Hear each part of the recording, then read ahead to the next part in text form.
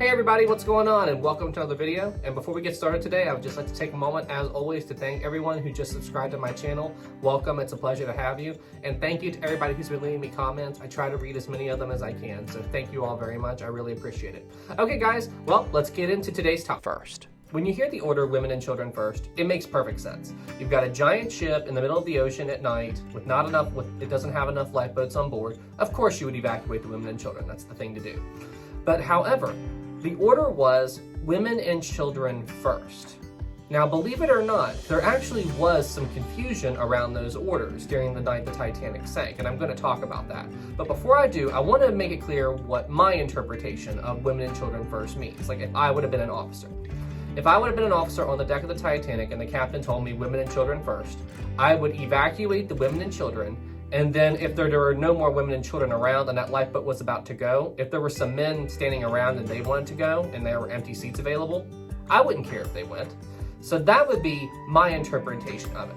But believe it or not, this was actually an issue on the night the Titanic sank. And depending on which officer you talk to, the orders could be interpreted in different ways. The two officers who were primarily in charge of evacuating the Titanic was this man, First Officer William Murdoch, and the other officer in charge was this man, Second Officer Charles Lightoller. First Officer William Murdoch and Second Officer Charles Lightoller, they were each put in charge of one side of the Titanic, and they managed that side of the ship during the evacuation.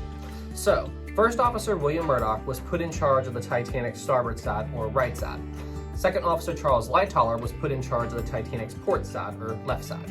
And each one was in charge of managing those lifeboats and getting those lifeboats launched in an orderly fashion. Now, the captain's orders, women and children first. As I said at the beginning of the video, my interpretation of it is women and children first, but if there were still empty seats available and no more women and children around, I wouldn't care to let some men on. Now, that's exactly how William Murdoch interpreted the orders. Women and children first, but if there were men around, they could get on as well. That is not what Second Officer Charles Lightoller deduced from the captain's orders. He took it as women and children only. So that meant even if the lifeboat had empty seats, even if there were still some men around, he would still flat out refuse to let men on that lifeboat, period. I honestly believe this was another factor in why the lifeboats launched half full in the beginning of the Titanic sinking. Now, granted, they were worried about the weight of the boats, but you also had a bunch of women flat out refuse to leave the Titanic during the early stages of the sinking because they would have to leave their husbands behind. Now, one thing I do want to make clear, the whole issue of launching lifeboats half full wasn't limited to just the port side of the ship and Lightoller's zone. It was happening as well in Murdoch's area as well, even though he was being more flexible on the whole women and children first policy.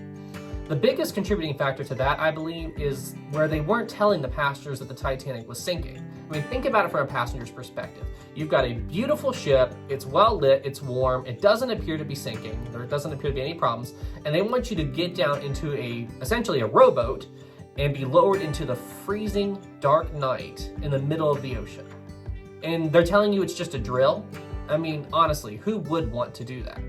So that is one big factor in why the lifeboats weren't launched half full. But I believe that on the port side, with Lightoller being more strict about it, I do think he just added to the situation a little bit by not being as flexible on the whole women and children first policy.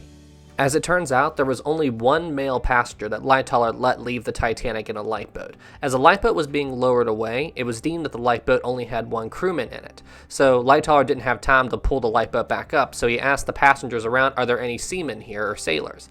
One passenger approached him and said, I'm a yachtsman, I'll go if you need me to. So Lightoller told him to climb down this rope, and if he can get to the lifeboat, then he could leave the Titanic on that boat before the Titanic sank. One thing I do want to make clear here, I don't think Lightoller was a bad guy or anything. I think he just had this whole honorable mentality where he was just like, women and children only, men do not go, men stay behind, it's the honorable thing to do. Because there were cases where he found men in lifeboats and he ordered them out, calling them cowards. So I think he had that, men stay behind, let the women and children go mentality, and that was very, very strong within him. And you got to remember, Lightoller never left the Titanic, so he followed his own rules. He only survived because he made it to one of the two collapsible lifeboats at the front of the ship during the final plunge. And I mean, so the Titanic left him, he never left the ship. So he did his duty as a seaman up to the very, very end.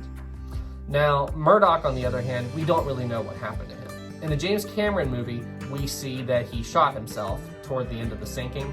However, I don't believe that to be the case, and neither do Murdoch's family. Just the type of person he was, they don't think that happened. However, there were gunshots heard from Murdoch's position around 2:10 a.m. right before the final plunge. So to this day, we don't know what those gunshots were. It's debatable. But me personally, I do not believe that Murdoch shot himself. However, his fate is unknown. Anyway, guys, that's it for this video. Thank you so much for watching. And to all my new subscribers and everybody who's been commenting in my videos, I really appreciate it. And you know, when I was doing this video, I had this thought, and it's kind of crazy when you think about it.